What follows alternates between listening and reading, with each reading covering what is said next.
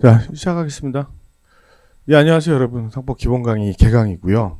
잠깐 오늘 제가 먼저 화면을 먼저 켜놨는데 설명을 좀 드리면은 제 거 강의 노트가 있죠, 선생님들. 그 강의 노트를 가지고 먼저 제가 개관을 설명할 거예요.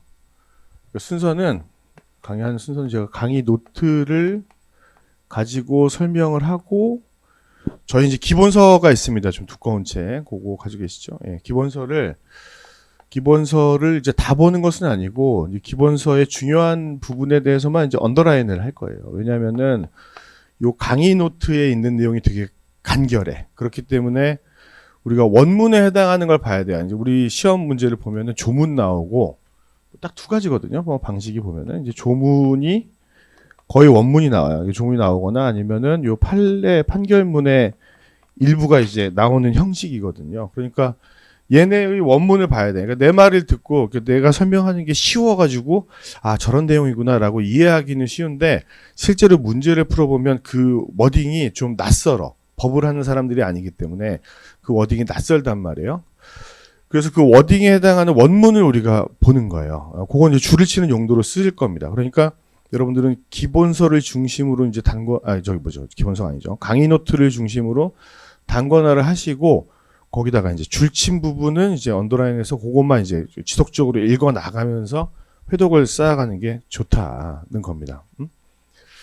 자, 그래서 기본 강의를 들어가기 전에 잠깐만 제가 또 이제 잔소리를 하면은 요 상법이라는 과목을 우리가 시험을 보는데 요 상법이 대학에서 커리큘럼으로 보면은 네 과목이에요. 상법, 총칙, 상행위, 상법, 총칙, 상행위가 있고 그리고 회사법이 있고 뭐 어음수표법이 있고 그리고 뭐 보험법이 있고 그런데 이제 보험법 우리 범위가 아니고 요 어음수표까지가 이제 범위인데 양이 많아요. 저 생각보다 양이 많아서 얇은 걸로 이제 단권을 하는 게 좋고 그리고 그 언더라인한 거 꼭 읽어보고 그리고 지금까지 기출문제 풀어보면 최근에 난이도가 그렇게 높지 않기 때문에 굉장히 고득점을 받을 수가 있어요. 그렇죠? 근데 문제는 뭐냐면 이 상법이라는 과목에 사실은 법을 할 때는 선수 과목이 있습니다. 먼저 들어야 되는 과목이 있는데 그게 민법이에요. 그러니까 이제 민법적인 지식이 직접적으로 시험에 나오지는 않아요. 근데 이제 물어본단 말이죠. 그걸 전제로 하는 질문이 나와요.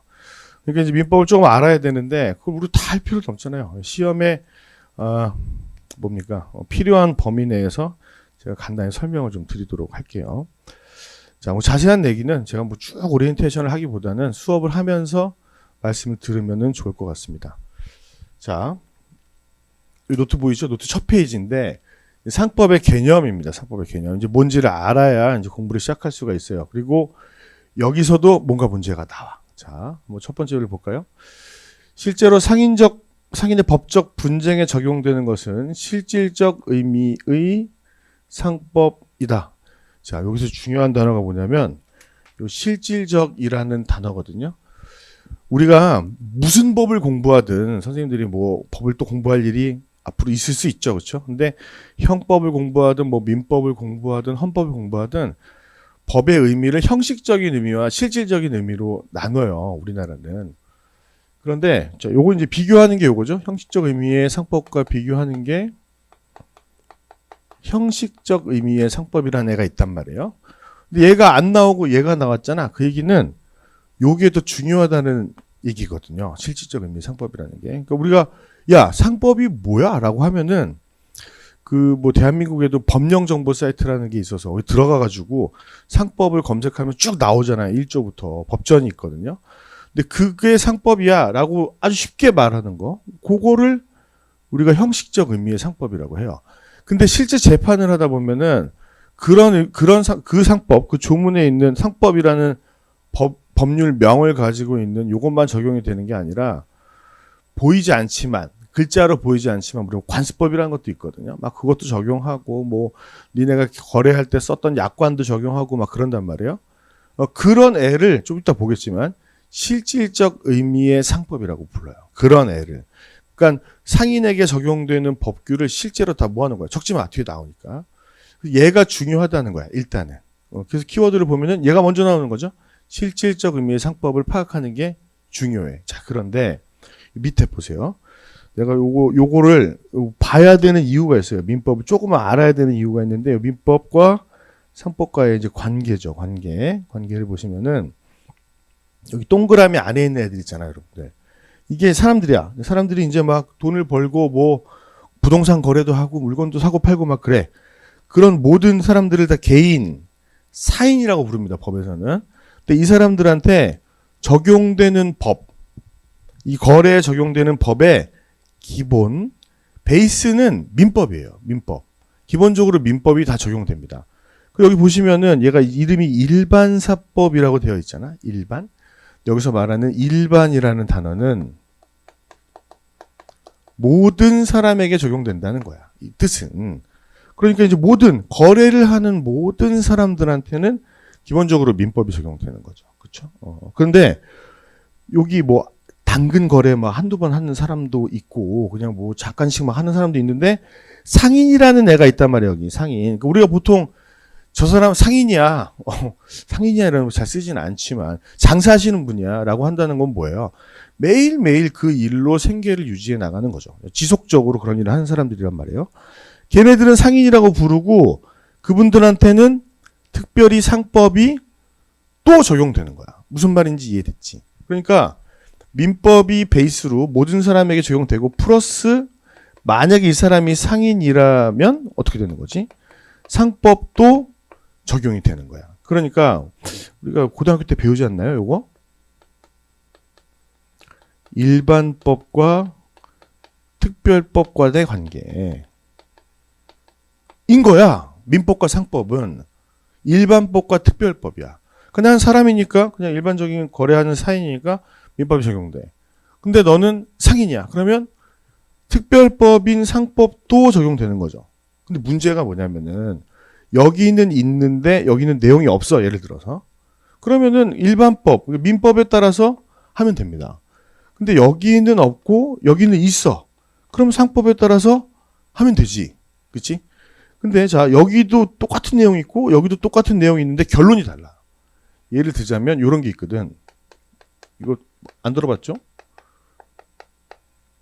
소멸시효라는 제도가 있어요. 이게 뭐냐면은 내가 이제 누구한테 돈 받을 권리, 누군가, 이것도 이제 한번 들어보세요. 저 처음이라 조금만 천천히 할게요.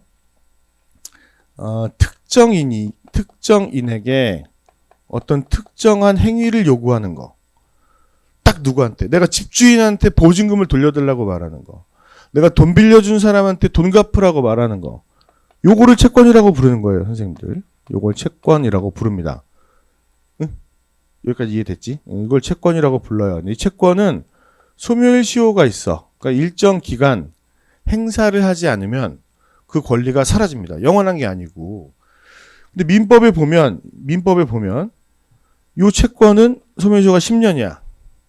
근데 상법에 보면 5년이라고 돼 있거든. 5년. 그러니까 동일한 상황에 적용될 수 있는 법규가 두 개인 거야. 자, 그럴 때 일반법과 특별법 간의 관계라면 뭐가 우선한다? 이게 우선하거든. 그러니까 시험 문제에 그런 게 잘 나오는 거야. 뭐 소멸시효가 그래서 10년이냐, 5년이냐, 뭐 이런 걸 물어보거든. 근데 그 이해를 위한 기본적인 바탕이 뭐냐면은 우리가 지금 상법을 공부하고 있지만 이분들은 기본적으로 사인이기 때문에 모두 적용된다는 거예요, 선생님들. 민법도 적용이 된다는 겁니다. 이해하셨죠? 그러니까 이게 좀 문제야, 이게. 아니죠. 죄송합니다. 자, 요게 좀 문제야. 여기 없거든? 그럼 여기 가는 거야. 예를 들자면 어떤 게 있냐면, 선생님들 미성년자 아니지만, 그렇죠? 미성년자라면은 법률행위라는 걸 할 때, 뭐 계약 체결하고, 뭐 물건 사고할 때 사실은 법정 대리인의 동의가 필요해. 혼자 행위 능력이 없거든, 이 사람들은. 근데 그런 내용이 그 미성년자에 관련된 어떤 내용이 상법의 내용이 있느냐? 없어. 그럼 어떻게 한다는 거예요? 그럼 상법은 미성년자를 보호하지 않는구나. 그게 아니라 민법에 있는 얘기가 적용되는 거라고. 민법에 있는 얘기가. 이해됐지? 여기서는 요 정도만 알면 돼요. 그렇죠?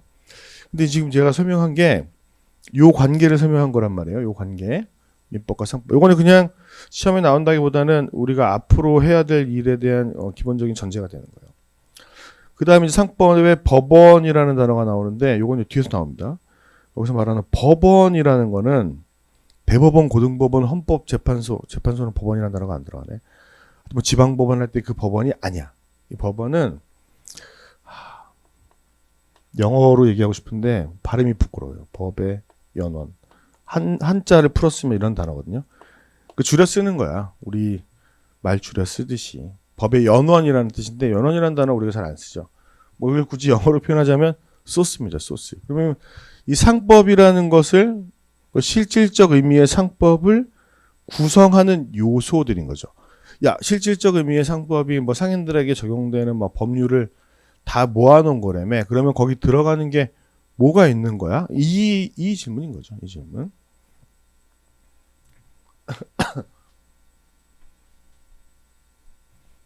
저도 당근 거래를 좀 했었는데, 이게 참, 누군가를 모르는 사람인데 신뢰하고 물건을 산다는 게 쉽지가 않아요. 제가 에어팟을 한쪽을 굉장히 잘 잃어버리는데, 매번 막 그걸 이제, 처음에는 이제 뭐 그냥 샀어. 근데 인터넷 쇼핑몰에 사고 그랬는데 너무 비싸잖아요. 근데 당근마켓에 보니까 싸더라고. 그래가지고, 제가 이제 그 동네 고등학생과 거래를 했는데, 제가 에어팟 2 무선 충전하는 거였거든? 근데 걔가 갖고 온 게 약간 모양새가 좀 달라. 내가 봤을 때 안쪽을 열어보고 하니까 뭐 이게 인디케이터라고 불이 뭐 어디 있느냐. 내가 야, 너 이 새끼 에어팟 1 아니야? 그랬더니 2래. 뭐 걱정하지 말래. 그래서 받아가지고 갔는데 안 돼. 노래가 안 나와 한쪽이. 그래가지고 내가 그 채팅으로 막 뭐라 했어요. 이 새끼 너 어디야? 가자. 뭐 간다 내가. 너 불러. 너 나와. 막 죽인다고 막 그랬더니 걔가 진짜 억울하는 거야. 아저씨 진짜 저는 거짓말을 하는 게 없고 자는 뭐 방법 왜 그런지는 모르겠는데 자기는 속인 게 없다. 제가 인터넷에 막 찾아봤는데 이거 어려워. 그러니까 얘가 원래 지짝이 아니잖아요. 이게 두 개가. 그러니까 이게 한쪽을 놔두고 얘가 이제 새로운 애가 온 거니까 적응할 시간이 필요한 거예요. 그래서 이걸 다 열어놓고서 1시간 정도 음악을 들어야 돼. 한 두어 곡 정도를 연달아 들으면은 연동이 되는 거죠.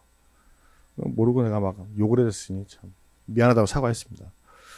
자, 이 두 가지로 나눈다 그랬잖아요. 상법의 개념을 이렇게 형식적 의미, 그리고 잘 안 보이겠네요. 형식적 의미 그리고 실질적 의미인데 요거는 그러니까 이렇게 되는 거죠. 상법이라고 부르는 요 상법전을 말하는 거야. 상법이라는 그 법전을 말하는 거라고. 검색하면 나오는 거. 별게 아니야 이거는. 중요하지 않아. 그러니까 실질적 의미의 상법은 뭐 법이 어떻게 생겨 먹었나, 형식이나 아니면 명칭이라는 것을 불문하고 상인들에게 공통적으로 적용되는 것들을 싹 모아봤단 말이야 우리가. 그랬더니 걔네들이 공통적인 특징이 있는 거죠. 그게 뭡니까? 상인들한테 적용된다는 거야. 그거를 우리가 실질적 의미의 상법이라고 부르고 얘가 중요하다는 거지. 그치? 여기까지는 이해하셨죠? 자, 그러고 나서 우리가 법원이라는 단어를 봤는데 이 법원이라고 하는 게 뭐였죠? 요 실질적 의미의 상법이 뭘로 구성되어 있느냐. 그러니까 여기 소속되어 있는 애들을 보자는 거예요. 자, 근데 요거를 말로 풀어보면 이렇게 얘기할 수 있다. 자, 요게 상자거든요, 여러분. 상은 요 단어랑 동치되는 거야. 기업이라는 단어. 근데 자, 우리가 아버지 뭐 하시니? 기업체를 운영하십니다. 라고 말할 때 보통 법인을 얘기하지만 우리가 이제 일반적인 의미에서 기업은 이제 개인 기업 있잖아요. 그냥 사업자 등록하고 하시는 분들. 그리고 이제 법인도 다 포함이 돼. 이해되셨죠? 자, 상은 곧 기업이고 이 기업에 관해서 적용되는 법을 우리가 상법이라고 합니다. 응? 자, 여기까지 오셨죠? 근데 여기서 말하는 상법이라고 하는 애는 우리가 통상 얘기할 때는 실질적 의미의 상법을 말하는 거야. 그치? 그리고 이 실질적 의미의 상법이 어떻게 존재하고 있지?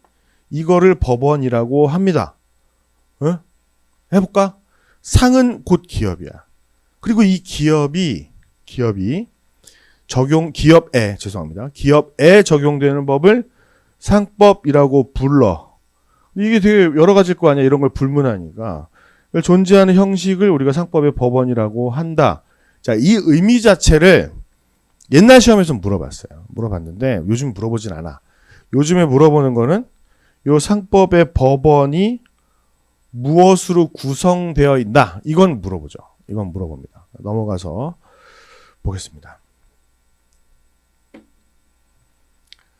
자, 실질적 의미의 상법의 개념을 파악하고 있냐? 너 이거 뭔지 알아? 이거 물어봅니다. 물어봐요. 이 질문은 좀 옛날 거야. 그러니까. 자, 개념을 파악하고 있는지를 물어본다. 물어보죠. 공부할 상법의 법원과 관련된 지문이 출시될 수 있다. 무슨 얘기입니까? 뭐가 법원에 해당하냐? 이건 법원 맞아? 이건 아니야? 이런 걸 물어봐요. 자, 그래서 지문 한번 볼까요? 옛날 이거 기출이야 다. 기출. 자, 실질적 의의의 상법은 학문적 입장에서 통일성 및 체계성을 중요시하여 파악된 개념이다. 맞아. 뭐 법에 이런 얘기가 없어. 야, 우리 상법에 보면 야, 상법은 뭐다 이런 얘기가 아예 없어요. 1조 상법 제1조. 제가 이제 여기 다 쓰기 귀찮으니까 법을 하는 사람들이 약간 줄여 쓰는 기호가 있는데 이렇게 쓰잖아. 1조라는 뜻이야. 1조에 보면 괄호가 먼저 나오거든. 이게 뭐냐면 제목입니다. 이 조문의 타이틀이야. 타이틀. 뭐라고 되어 있냐면 적용 순서가 먼저 나와. 그러니까 그 얘기는 뭐냐? 1조 앞에 뭐 조문이 없을 거 아니야. 그러니까 상법이 뭐라는 개념 정의가 없어요. 없는데 학자들이 학문적 입장에서 통일성, 자 통일성이라는 건 뭐지? 상인들에게만 적용되는 것들을 적용 순서를 막 따져가지고 요걸 중점으로 해서 파악된 개념이다. 맞지? 실적 의미의 상법이라는 것은. 자, 그 다음에 자 요것도 한번 볼까요? 본 김에. 이거 많이 들어봤죠?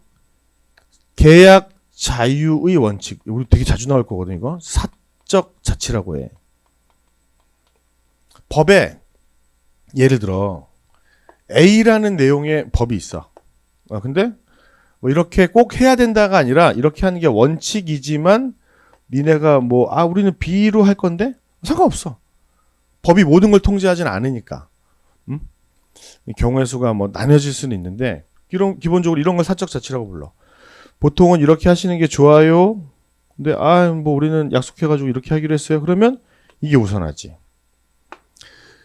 자, 이런 계약자의 원칙은 상법이 원조입니다. 원조집이야. 원조집인데 이게 민법에 영향을 준 거야. 오히려.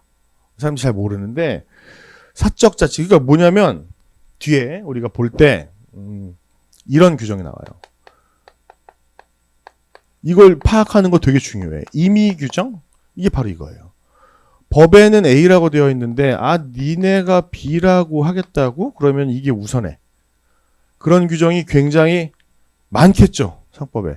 상법 총칙 및 상행위 앞부분, 그러니까 상법의 앞부분에 나오는 대부분의 규정은 임의 규정이에요. 이 규정이 임의 규정인지를 판단하는 거는 매우 중요해. 시험에 잘 나오거든요.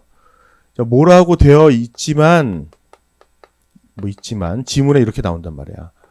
그런 내용을 합의로 배제할 수 있다. 있어. 임의 규정이라면. 이 지문이 매우 잘 나오거든. 그리고 조금만 더 추가한다면 이 합의에는 묵시적인 합의. 대놓고 우리가 야 B라고 하자라고 얘기는 안 했는데 보통 그래 왔어 우리는. 그러면 이것도 여기 포함이 되거든. 그러니까 이런 지문이 꽤 잘 나오기 때문에 사적 자치에 해당하는 그러니까 임의 규정성을 갖는 조문이 어떤 것인지는 우리가 잘 볼 필요가 있다. 움직이시는구나. 그래서 난 움직이면 안 되는 줄 알고.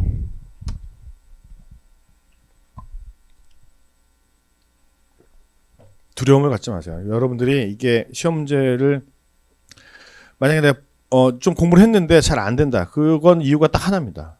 이게 매우 낯설어서 그래요. 낯설면 보기 싫거든. 자, 그럼 이제 상법의 법원을 한번 보자고요. 그러면 지금까지 한 개 별게 없으니까 한번 정리를 해보면 자, 상법을 우리가 크게 두 가지 의미로 나눴어요. 뭐랑 뭐로 나눴지? 그렇죠. 형식적 의미와 실질적 의미로 나눴습니다. 나눴는데 실제로 적용이 되는 우리 거래 관계에 적용이 되는 것은 실질적 의미야. 그렇죠? 이 실질적 의미의 상법은 통일성, 체계성, 명칭, 형식, 그걸 중요시했기 때문에 명칭, 형식을 불문해. 그러니까 실질적 의미의 상법이라고 부를 수 있는 애들이 뭐가 있는지가 굉장히 중요하단 말이에요. 그게 바로 법원이죠. 그렇죠? 보시면 실질적 의미의 상법을 구성하는 것을 이해하는 거예요. 뭐가 여기에 포함되어 있지? 이걸 알고 있는 게 굉장히 중요합니다. 특히 상관습법. 자, 이게 뭐냐면 우리나라는 성문법 국가여서 모든 법이 다 있어. 응? 헌법도 글자로 되어 있고 민법도 글자로 되어 있고 막 그런데 자, 성문법에 한계가 있죠. 이 성문법이 모든 상황을 다 포괄할 수는 없어요. 없기 때문에 자, 요 관습법이라는 것은 불문법이야. 자, 이름은 봐봐요, 여러분. 관습이라는 거에 법이라는 단어가 붙어 있잖아. 그러니까 아주 오래된 관행이고 누구나 이게 규정성을 갖는다고 법규로서의 성격을 갖는다고 사람들이 인지하고 있는 거야. 그러면 요거는 성문, 그러니까 글자로 되어 있는 게 아니지만 우리가 법으로 칩니다. 얘가 다 할 수 없기 때문에. 그래서 상인한테 적용되는 관습이 법이 될 정도로 굳어졌어. 그러면 걔도 상인한테 적용되는 거니까 실질적 의미의 상법의 한 요소로서 포함이 되는 거니까 법원이 되는 거야. 그렇죠? 이 상관습법의 예를 이해해야 된다. 이게 중요해. 시험 문제에서 실제로 만나는 우리의 지문은 이런 상관습이 있냐? 이런 상관습이 있다는 것이 맞냐? 이런 걸 물어보거든. 근데 자, 생각해봐. 이 상관습법이 있다 라는 것을 누가 확인해? 이게 문제가 되는 경우는 어떤 경우겠어요? 상상을 한번 해보세요. 내가 갔더니 야, 이건 이런 경우에는 그냥 당연히 다 물건을 넘겨주는 게 맞아 라고 주장을 했단 말이야. 근데 애가 안 넘겨줘. 그런 게 어딨어요? 그럼 우리가 어디서 그걸 다투겠어요? 법원에서 다투는 거거든. 이걸 확인해 주는 것은 결국 법원이야. 법원이 판결을 내리고 남아있는 자료들, 그 판례를 통해서 뭡니까? 이 상관습법을 확인해야 되죠. 그러니까 이 상관습법에 대한 문제들은 어디 나온다? 어디에 관련해서 나오는 거예요? 판례의 내용을 물어보는 거야.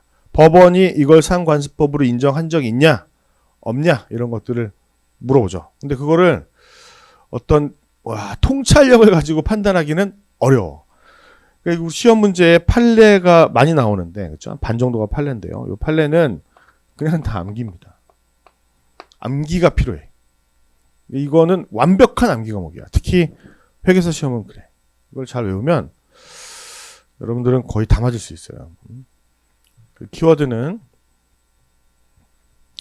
일단 얘가 있죠. 상관습법. 이 상관습법은 특징이 뭐라고 그랬어요? 불문법이라고 했어요.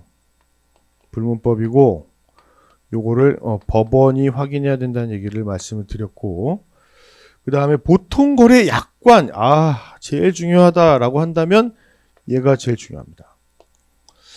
여러분들은 수도 없이 약관을 쓰잖아요. 뭐 저도 그렇고, 뭐 기차 탈 때 또 이제 그 티켓 끊으면은 뒤에 약관이 붙어 있거든. 보험 계약 체결할 때도 약관이 있고, 이 약관은 거래계에서 통용되는 거야. 누구나 쓰거든. 근데 문제는 뭐냐면, 내가 보험 계약을 체결한다고 칩시다. 삼성화재에 보험에 가입할 건데 설계사를 통해 우리 작은아버지가 저한테 보험을 많이 파시는데 너무 많아 보험이. 자, 그런데 하여튼 삼촌 이런 보험이 있어요. 그래서 삼촌이 갖고 왔어. 이런 보험이 있다. 그래요? 그럼 우리 뭐해? 거기다가 딱 사인 딱 하잖아요.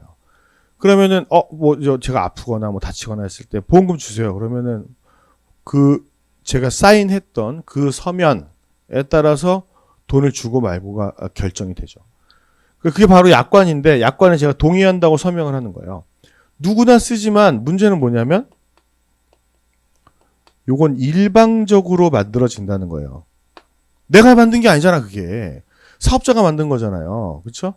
물론 일방적으로 만들어졌기 때문에 통제는 해. 누가? 국가가 금융위, 뭐 공정위 이런 분들 있잖아요. 이런 분들이 야, 이 약관이 뭐 괜찮냐 안 괜찮냐. 그래서 이 앞에 보통이라는 단어가 붙었다는 것은 이런 사전적인 통제는 끝났다는 거예요. 정부가 봤을 때 불공정하지는 않네. 그래서 이제 보통이라는 단어가 붙는 거야. 연예인들 전속계약 체결하는 것도 보통 약관이 있단 말이에요. 자, 그런데 생각해 보면 이건 사업자들이 어쨌든 일방적으로 만들고 정부가 통제하는 거기는 한데, 그렇죠? 우리는 여기에 대해서 이거를 뭐랄까요? 미리 만들어진 어떤 계약서 정도로 이해하는 게 아니라 거의 여기에 따라서 해야 되는데 법으로 인식하고 있단 말이야. 그럼 얘도 상인들이 거래할 때 적용되는 거니까 어떤 법원이 맞냐라는 논의가 있어요. 논의가 있어요. 이거 매우 중요합니다. 그리고 그 논의의 핵심은 뭐냐면 바로 약관을 설명할 의무가 있다는 거예요. 사업자들은. 근데 여러분들 들어봤어? 설명? 하는데 아마 잘 이해가 안 되겠죠. 그렇죠? 하긴 합니다. 근데 이게 모든 사항이 아니라 약관이 되게 길거든. 그러니까 모든은 아니고 약관에 매우 중요한 내용을 설명하도록 되어 있어요. 근데 물론 이제 실제로 뭐가 중요한지는 그게 뭐 정해져 있냐? 뭐 틀이 있기는 한데요. 실제는 케바케입니다. 케바케. 몰라. 자, 중요한 내용을 설명해야 되거든요. 그래서 이제 문제인데, 중요한 내용을 설명해야 되는데, 만약에 매우 중요함에도 불구하고 설명을 안 했다 이거야. 못 들었는데 나는 그런 얘기? 자, 설명을 안 했을 경우에 이게 나한테 효력이 있나? 내가 그래도 이걸 설명을 듣지도 못했는데도 불구하고 내가 이 약관에 따라야 되나? 이 논의까지가 얘가 법원인지 여부에 영향을 줍니다. 그거 제가 설명을 할게요. 좀 이따가 볼 거야. 지금 약간 예고 같은 거야. 예고. 자, 넘어가서.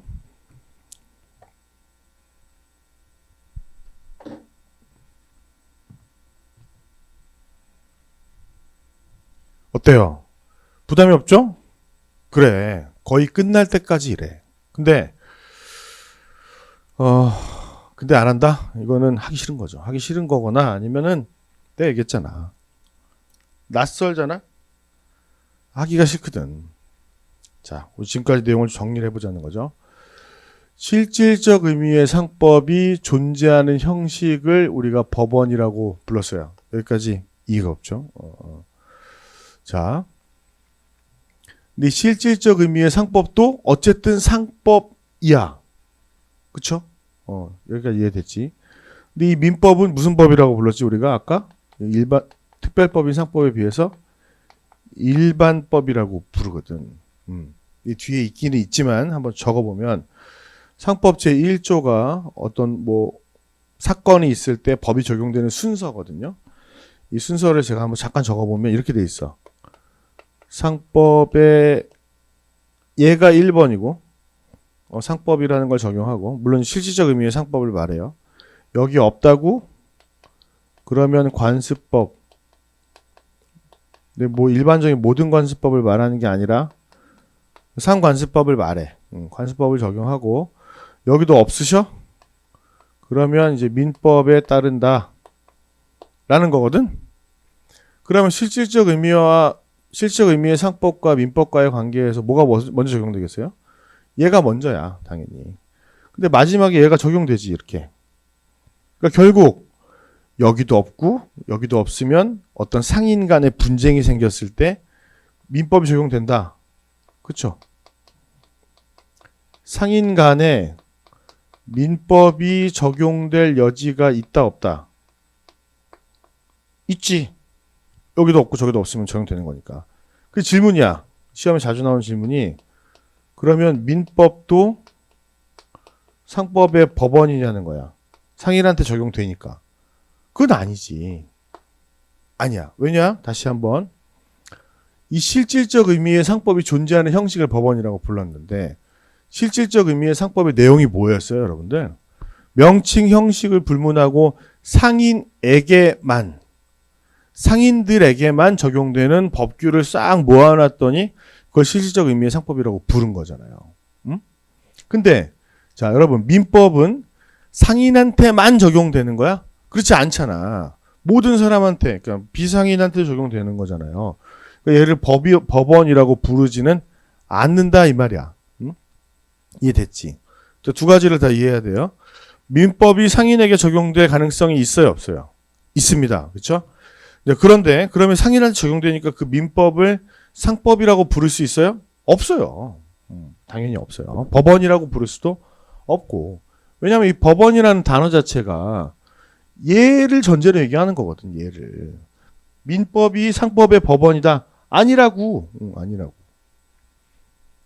제가 아니라면 여러분 상법의 법원에 해당하는 애들이 뭐가 있느냐? 바로 얘네들이거든. 얘네들. 자, 얘네들입니다. 요 네 가지는 외워야죠. 상사재정법, 이게 바로 우리가 말하는 성문법을 말해요. 그러니까 지금 우리가 봤던 뭐 상법도 있고, 그리고 뭐 특별법들이 있습니다. 뭐 은행은 은행법이 적용되고, 은행도 주식회사거든요. 적용되고, 그리고 뭐 보험 회사들은 뭐 보험업법이라는 게 적용되고, 뭐 상장사는 뭐 자본시장법 이런 거 적용되잖아요. 특별히 더. 뭐 이런 애들을 싹 다 싸잡아 말하는 거고, 여러분들이 이 재정법에 어떤 애들이 들어가는지를 다 외울 필요는 없어요. 그 다음에 이 상관습법은 불문법인데 단순한 관습이 아니라 뭐 그래 왔는데 여기 이 거래계에서는 뭐 그런 관습 정도면 안 돼. 여기다가 뭐까지 있어야 되냐면 사람들이 이걸 이제 꼭 지켜야 된다고 믿는 법적 확신까지 필요한 것을 뭐라고 부른다고? 상관습법이라고 부릅니다. 뒤에 나와요. 자, 그리고 이제 자치법. 아까 얘기했었죠. 계약 자유의 원칙. 그리고 이제 사적 자치가 상법이 원조고 민법에 영향을 준 거예요. 그래서 법에는 없지만 자기들끼리 정하는 규정들이 있거든. 가장 대표적인 예가 뭐냐면 요겁니다, 여러분.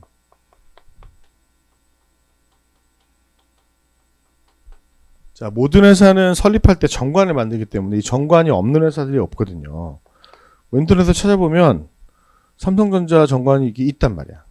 정관에 보면은 이 회사가 뭘 하는지에 대한 뭐 사업 목적도 있고, 뭐 이사의 수, 뭐 이사의 자격, 뭐 이사의 임기, 뭐 그리고 주식, 뭐 몇 종류 발행하는지, 뭐 그리고 수권 주식 수라고 해서 주식 수가 최대한 늘어나면 언제까지 뭐 몇 주까지 가능한지 뭐 이런 것들을 막 정해놨지 자기들끼리.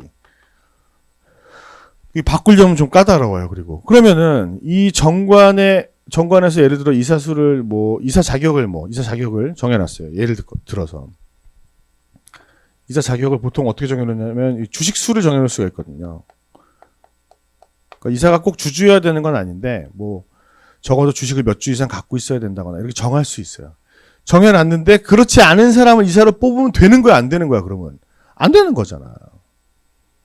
그러니까 이 상사자치법도 대외적으로 외부에 모든 사람에게 영향을 미치는 건 아니지만 그 회사의 내부적으로는 어떤 법으로서 역할을 한단 말이지. 그러니까 얘도 법원에 해당돼. 그리고 이렇게 따로 정할 수 있다. 뭐 상법의 기본적인 틀이 있겠지만 따로 정할 수 있다. 그게 바로 자치법이야. 법에 이런 내용이 있지만 니네가 그렇게 하기로 했으면 그게 우선해 라고 말하는 거예요.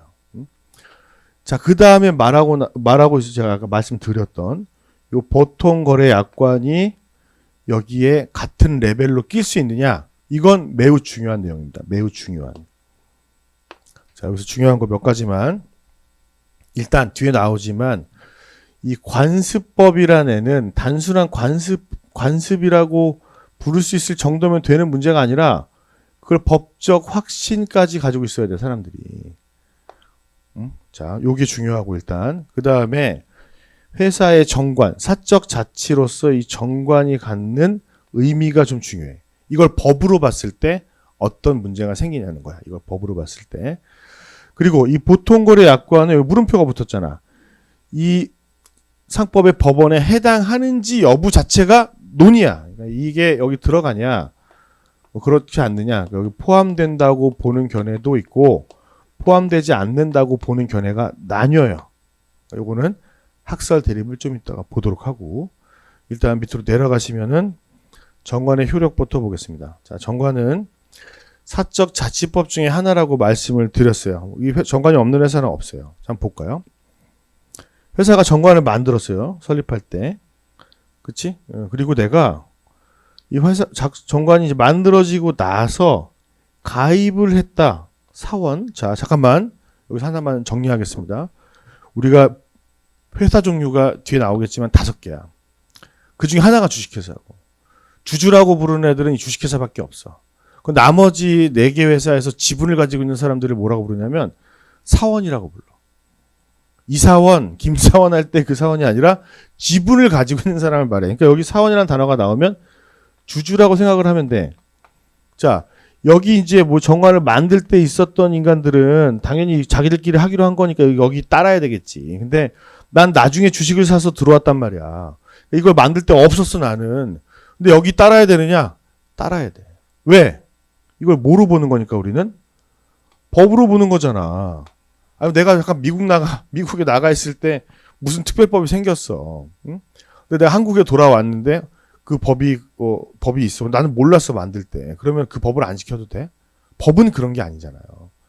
그러니까 이 정관을 여기다 집어넣었기 때문에 요거는 법이야.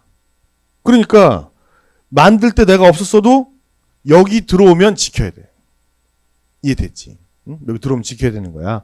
작성 후 가입한 사원도 지켜야 되고, 이거는 자치법규란 말이야. 법규. 법이야, 법. 법규? 자, 법이란 말이야, 법. 자, 그렇기 때문에 사원총회의 결의로, 이거 되게 중요한데, 이게 무슨 얘기냐면, 이런 게 있을 수 있는 거지. 뭐냐면, 우리 정관에, 뭐 A라는 내용이 있어. A라는 내용이 있는데 해석의 여지가 있어.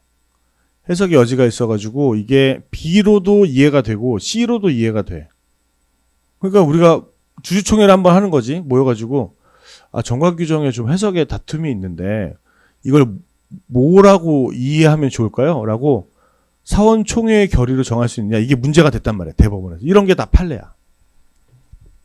그랬더니 법원이 미친 소리 하고 있다 그런 거야. 틀렸다고 얘기한 거지. 사원총회 결의로 정할 수가 없어. 객관적으로 해석을 해야 된다.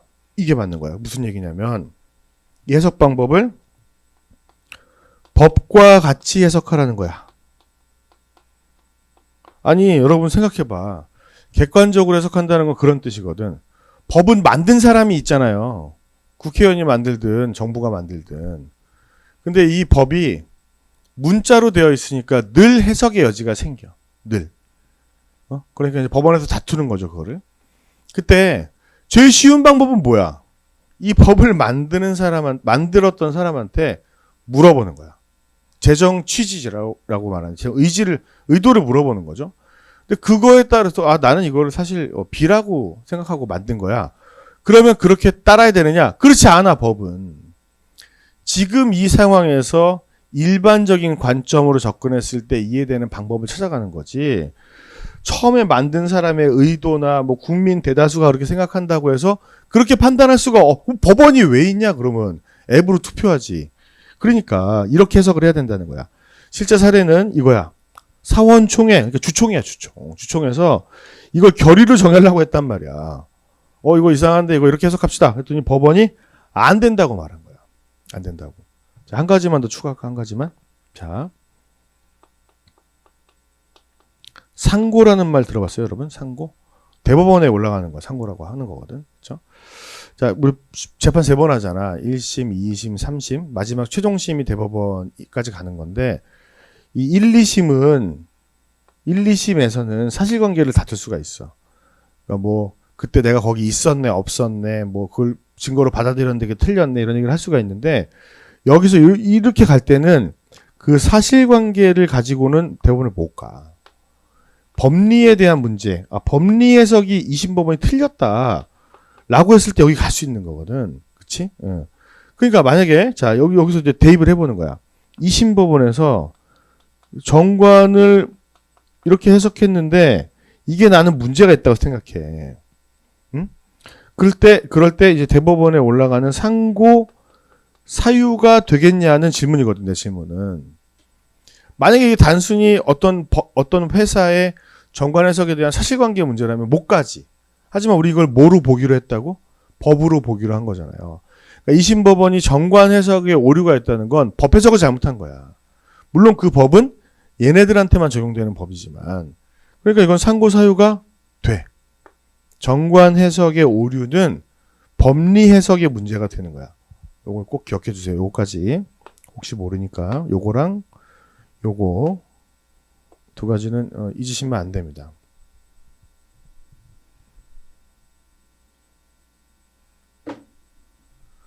자, 그 다음에 관습법을 한번 볼까요?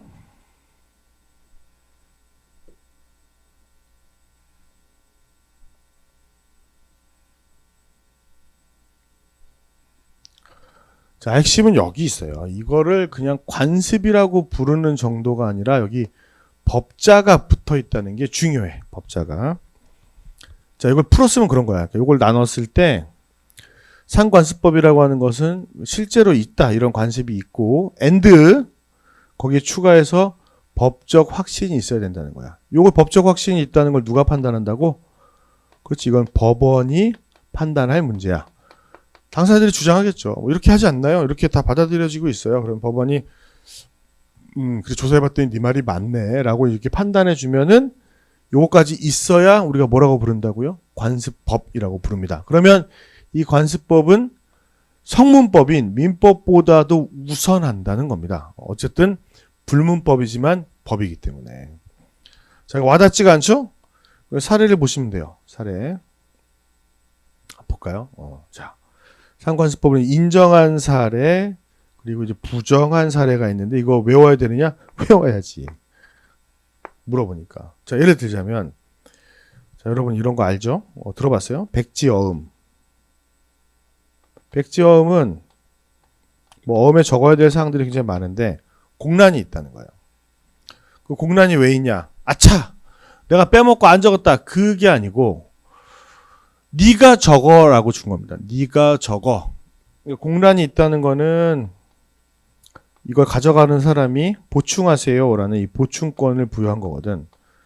그런데 뭐 가격 같은 거, 어음 금액 이걸 공란으로 들 수도 있거든. 얼마나 좋아. 네가 적고 싶은 대로 적어. 뭐 그런 거 드라마에 나오잖아. 내 딸과 헤어지는 대가네. 뭐 적고 싶은 만큼 적게. 뭐 그런 거 법에 근거가 없어요. 명백한 근거가 없지만 이 발행할 수 있다고 법원이 인정을 한 거야. 왜냐하면 계속 그래 왔거든. 우리나라에서. 이게 좀 어려운데. 자, 보증도의 방법으로 운송물 회수 불가 시 증권 소지인의 손해배상액. 자, 요거는 원래 이제 운송물. 자, 내가 뭐 물건을 보냈어. 육상 운송으로 트럭으로 뭘 보내면은 이제 뭐 야적장에 이제 실어놨는데 이 물건을 다시 내가 받을 사람이 있을 거 아니에요? 받을 사람이 받을 때 원래 이제 운송에 관한 증권이 있습니다. 화물상환증이라는 게 있는데 그걸 가져가야 받을 수가 있어. 근데 이 보증도라는 거는 법에는 없어요. 화물상환증은 아니야. 이건 뭐 어디에 있는 거냐면 은행이 일종의 보증을 서주는 거야. 이 사람이 받아갈 사람 맞아요. 라고. 그런 경우에도 회수를 하는 방법을 간접적으로 인정해 준 거죠. 자, 그런데, 자, 이건 이제, 그러니까, 화물상환증이 원칙이고, 얘는 이제, 거래계에서 통용되던 애야. 그런데, 얘로 이걸 못 받았단 말이야? 그때, 아니죠. 죄송합니다. 이 보증도로 누가 받아갔어. 근데 제가 뭐라 그랬죠? 원칙은 뭐라고? 화물상환증으로 받아가는 거잖아. 근데 누가 구라를 쳐가지고, 보증도로 받아갔는데, 화물상환증을 가지고 있는 애가 이걸 못 받았어. 보증도로 먼저 누가 가져가가지고 원래 주면 안 되는데. 자, 그러면은 이때 이 증권 소지인, 화물상환증을 말하는 거야. 이 화물상환증 소지인의 손해배상에 관련돼서도 상관습법을 인정했단 말이야. 이건 보증도를 전제로 얘기하는 거겠죠. 요거까지는 괜찮아. 이건 너무 어렵네. 자, 그 다음에 예금 지급 청구 서만으로 예금을 지급하는 거. 이건 인정을 안 했어요. 요거는 꼭 외워두세요. 잘 나와. 매우 잘 나와. 그냥 뭐 이 사실관계를 다 알 필요도 없고 예급 지급 청구서만으로 예급을 지급하는 것에 대해서는 법원이 관습법을 인정하지 않았다. 이걸 기억해 두시고, 그리고 더불어서 요거 중요한데, 요거는 이제 최근 판례이기 때문에 그래요. 자, 이런 말이 그럴싸하잖아. 근데 별 얘기가 아니야, 이게. 비상임감사가 상임감사라는 사람이 있고 비상임이 있는데, 이 비상임이라는 사람은 상임감사가 없을 때에만 업무를 수행하는 것이다라고 누군가가 주장을 한 거지. 응? 그러니까 너 왜 일 안 했어? 법원이 왜 의무를 다하지 않았어? 라고 물어봤더니 저는 비상임이어가지고 상임이 없을 때만 일을 해야 되는데 상임이 그때 있었잖아요. 그러니까 제가 할 일이 없고, 그러니까 제가 의무를 위반할 일도 없지 않나요? 라고 얘기를 했더니 법원이 아니라고 얘기를 한 거예요. 왜냐하면 이 단어가 그럴듯해 보이지만, 비상임, 뭐 상임, 뭐 이런 단어가 그럴듯해 보이지만, 기본적으로 우리 법원은 물론 아주 예외가, 뒷단에 가면 예외가 있습니다만, 이거를 구별 안 해. 그냥 감사는 그냥 감사야. 상임이든 비상임이든 모두 직무 수행에, 물론 이제 나눈다고 하더라도 직무를 수행할 의무가 있습니다. 둘 다. 요거 중요하고. 자, 다음에 여기까지만 보고 잠깐 쉴까요? 약관. 여기 하다 보면 되게 재밌는데 이걸 길게 얘기하기가 좀 그래. 이게 아주 보험을 공부하는 사람 입장에서는 매우 중요한 얘기가 됩니다. 약관의 구속력인데, 자, 약관이 왜 너를 구속하냐는 거야. 야, 네가 보험을 네 돈 내고 드는데 나중에 뭐 보험금을 받네 못 받네, 계약을 해지하네 못하네, 이거를 약관에 따라서 하잖아. 근데 그게 왜 그러냐는 거야. 왜? 자, 첫 번째 견해는 규범설이라고 말하는 거예요. 규범설이라는 견해는, 아니 이걸 뭐 법이니까, 이거 그러니까 관습법과 같은 법이니까 네가 알든 모르든지 간에 구속이 되는 거지. 알든 모르든지 간에. 법은 그런 법언이 있어요. 법률의 부지는 용서받지 못한다. 내가 뭐 법을 몰랐다고 해서 처벌을 안 받는 건 아니잖아요. 그것처럼 법이니까 적용되는 거야, 이런 거 같은 거거든, 얘기하는 겁니다. 그러니까 이거는 알고 있는지, 이 견해에 따르면, 혹은 이 내용을 얘가 몰랐는지 여부는 중요하지 않아요. 나는 그 내용을 뭐 들은 적이 없는데, 그러니까 뭐 설명을 했는지 여부도 중요하지 않은 거지. 물론 이제 설명하지 않은 사람에 대해서는 뭐 다른 수단의 조치가 가능하겠죠. 근데 그건 차치하고, 어쨌든 간에 내가 약관에 왜 따라야 되죠? 법이니까 이 새끼야 라고 얘기하는 거예요. 아주 심플한 견해인데 저는 이게 적절한 것 같아요. 왜냐하면 이 견해가 갖는 한계 때문에 그래요. 이 견해가 중요해, 제일. 왜냐하면 이게 그 대법원의 태도거든요. 판례의 태도입니다. 의사설이라는 견해는 합의했으므로 구속한다고 보는 거거든. 네가 합의했잖아. 그렇게 서명했잖아. 그러니까 여러분들 보험계약 체결할 때 보면 뭐 쓰는 게 많아요. 뭐 이해했습니다, 들었습니다, 막 쓴단 말이야, 자필로. 이거의 근거를 만드는 거예요. 합의했으니까 네가 이 새끼야. 자, 그러니까 합의했으니까가 근거가 된다면 문제가 뭐냐면, 그러면 설명을 해야 되는 내용이 있는데 설명을 안 한 내용이 있다고 쳐봅시다. 안 한 내용이 있다면 그건 어때? 합의가 안 될 거 아니야. 뭐 알아야 합의를 하지. 그치? 그치? 여러분 잘 봐봐. 합의했으니까 구속한다는 건데 설명을 어떤 걸 안 했다면 그 부분은 합의가 안 됐을 거야. 합의가 안 됐다는 것은, 그쵸? 요거는 그 부분은 나를 구속하지 않는 거야. 이 견해에 따르면. 근데 이 견해는, 그러니까 예를 한번 들어볼까? 예를. 이게 이 대표적인 사건이 있는데, 자, 운전하시는 분들은 자동차 보험을 들잖아요. 응? 자동차 보험은 크게 네 가지로 구성이 되어 있거든. 자차, 자손, 대인, 대물. 남 다치게 한 거, 남차 뽀갠 거. 이건 책임보험이에요, 이런 것들은. 자차는 내 차 뽀개진 거죠. 그러니까 손해보험이고. 자손은 뭐냐면 자기 신체 사고 손해, 자기 신체 손해거든요. 그러니까 내가 다친 거야, 내가 다친 거. 자, 이 부분, 이것도 손해보험인데, 일종의. 근데 이거 상해보험이죠. 상해보험인데 손해보험에 해당하는 상해보험입니다. 자, 이 자손이 문제가 됐는데, A라는 사람이 이제 친구 B가 이제 설계사야. 이분이 설계사 설명을 한 거지. 야, 이거 다치면은 9천만 원까지 나온다? 치료비? 근데 얘가 이제 뭐 일정 부분 네 자기 부담금이 있기는 한데, 하여튼 9천이 나와. 이거 가입해, 시끼야. 그래서 가입을 했어. 가입을 했는데 이분이 다친 거예요. 다쳤는데, 자, 이분이 예를 들어서 이제 뭐 1억의 치료비가 나왔다. 그러면 이제 자기 부담금이랑 초과된 금액을 제외하고 보험회사에 얼마를 청구했겠어요? 9천을 청구한 거지. 그럼 나머지 금액만 내가 부담하면 되겠네. 자기 부담금이랑. 이런 생각을 한 겁니다, 이 사람은. 근데 보험회사가 잠시만요, 고객님이라고 얘기하면서 뭐 등급표를 막 갑자기 펴. 상해 등급표를 피더니 너는 뭐 3등급에 해당하니까 최대로 나올 수 있는 지금 치료비가 3천이다. 라고 얘기를 한 거야. 그러니까 요 내용은 어디 있어? 약관의 내용에 있는 거지. 있었어, 이런 내용이. 근데 이 내용과, 자, 봐봐, 선생님들. 약관에 있는 내용과, 야, 최대 그냥 9천까지 나와. 라고 설명한 내용이 다른 거지. 나는, 봐봐. 나는 여기 합의한 거야, 여기 합의한 거야. 여기 합의한 거 아니야. 그러니까 네가 합의했기 때문에 구속을 한다며. 그러니까 이 견해의 한계는 이거야. 자,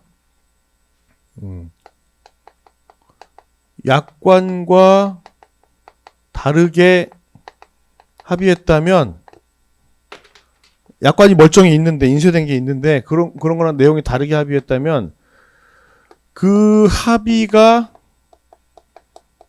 계약의 내용이 되는 거예요. 그 합의가 계약의 내용이 되는 거야. 괜찮은데? 괜찮은 느낌이 좀 들죠? 야, 그럼 설계사가 개소리 해도 그냥 그대로 보험계약의 내용이 되니까 그렇게만 하면 되겠네. 근데 뭐 일단 첫 번째 한계는 그 사람이 그렇게 설명했다고 입증하는 게 좀 쉽지가 않고요. 그래서 요 두 가지입니다, 여러분. 두 가지. 다르게 합의했을 때랑 설명하지 않았을 때. 설명하지 않았을 때는 좀 쉬워. 내가 그런 적이 있거든. 제가 이제 회사를 다닌 적이 있는데 제주도에 출장을 간 거예요. 근데 어제 전날도 막 밤에 야근하고 아침에 새벽 비행기를 타고 제주도에 갔는데 공항에 내려서 렌트를 바로 했죠. 이동을 해야 되니까. 근데 이제 렌트카 빌릴 때 보험 들잖아요. 제가 막 설명을 듣고 있었어요. 듣고 있는데 무슨 얘기를 안 하더라고. 저는 공부하는 사람이 내용을 알고 있었죠. 그 내용이 뭐냐면 이 지금 보험 가입하면 바로 보험이 안 돼요. 뭐 몇 시간 뒤, 반나절 뒤, 뭐 3시간 뒤, 뭐 이런데 그 설명을 안 하시더라고요. 그래서 알았다고 그냥 그러고 별일 있겠냐 싶어갖고 운전해서 가다가 받았어. 앞차를 졸아가지고 겁나 세게 받았습니다. 근데 보험회사에 전화했더니 그때 롯데 손해였는데 지금 보험 처리 좀 해달라고 사고 났다고 얘기를 했더니 너 지금 차 타고 운전한 지 1시간 정도밖에 안 돼가지고 안 된다는 거야. 내가 그랬지. 못 들었는데 이거야. 그러면 설명했다는 거를 보험회사가 입증해야 됩니다.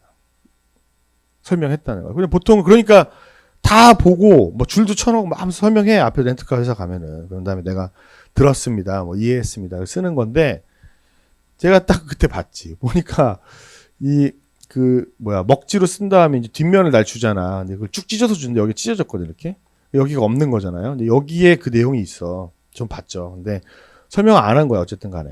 찢어져서 내용도 없고. 이거 설명했다는 걸 입증할 길이 없는 거지. 그러면 합의한 대로, 어디 갔어? 이거 다 줘야 돼. 이게 의사설이야. 야, 이거 좋은 거 아니냐? 좋지. 좋은데, 큰 틀에서 보면, 우리 세상을 조금 더 큰 틀에서 봐야 돼. 큰 틀에서 보면 이건 되게 불합리한 견해야. 왜냐면, 이 얘기가 길어져. 그러니까 이게. 보험이라는 거에 원리가 있는데, 보험의 원리는 뭐예요? 대수의 법칙이죠. 그러니까 동일한 위험을 갖고 있는 사람들을 모아. 위험단체를 구성합니다. 위험단체를 구성해서 확률을 계산하는 거죠. 이런 새끼들은 사고 졸라 잘 나. 뭐, 이건 안 나. 뭐, 해갖고 확률 계산해가지고 엠빵해서 돈을 걷는 거 아닙니까? 그래서 그 확률에 기대해서 보험회사는 사고가 안 나면 돈을 버는 거고. 사람들은 실제로 사고가 안 나겠지만 돈을 내는 거고. 그렇죠? 근데 문제는 뭐냐면 이 위험단체를 이렇게 구성하게 되면은 이 하나로 묶여 있는 애들은 똑같이 대우를 해줘야 돼요. 똑같은 계약의 내용을 갖고 있는 게 전제입니다.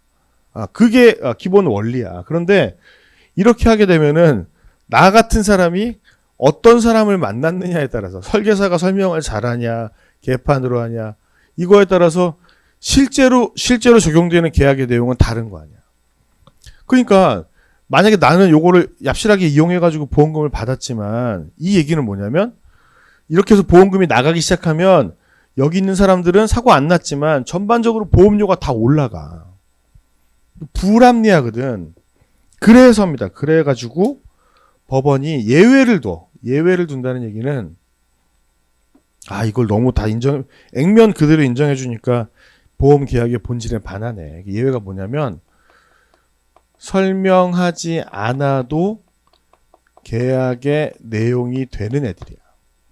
이 정도는 우리 설명하지 않아도 계약이 내용이 된다고 하면 안 될까? 라고 하는 거죠. 이해되셨습니까? 선생님들? 자, 첫 번째.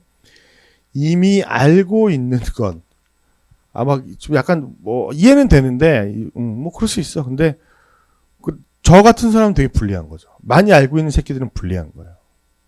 그 다음에 법원이 인정하는 겁니다. 이거 법원이 너무 상식적인 거. 이종 보통 면허 갖고 있는 사람한테 트럭 모시면 안 돼요. 버스 모시면 안 됩니다. 술 먹고 운전하시면 안 돼요. 그런 거 얘기해 줘야 돼? 당연한 거 아니야. 이건 괜찮아, 이거는. 근데 이게 중요합니다, 이거. 법령에 이미 내용이 있어. 그게 상법이든 어디든 간에 법의 내용이 있으면 굳이 안 알려줘도 됩니다.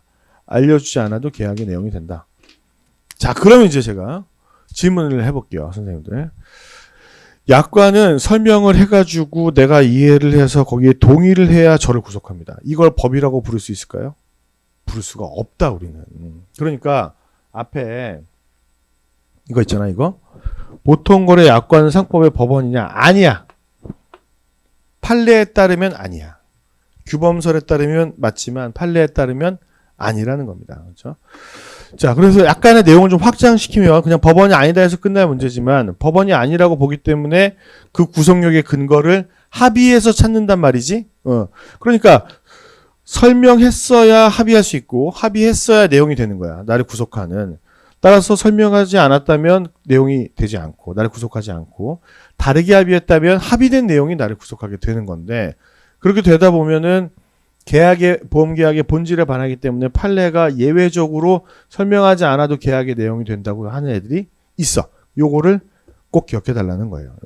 이거 사례 얘기하면 되게 재밌는데 나중에 합격하고 놀러 오세요. 저희 동네. 우리 동네에 되게 동네 자랑이 아니라 동네에 술 먹을 때가 많아. 한번 오신 분들도 몇 번 있었고.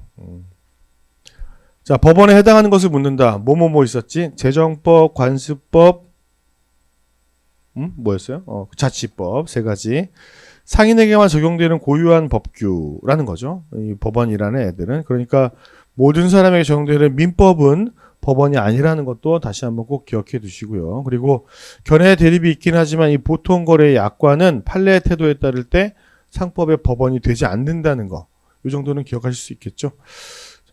자, 첫날이라 반가운데 너무 공부만 했네요. 10분만 쉬었다가 지문암기를 풀어볼게요. 10분 쉬었다가.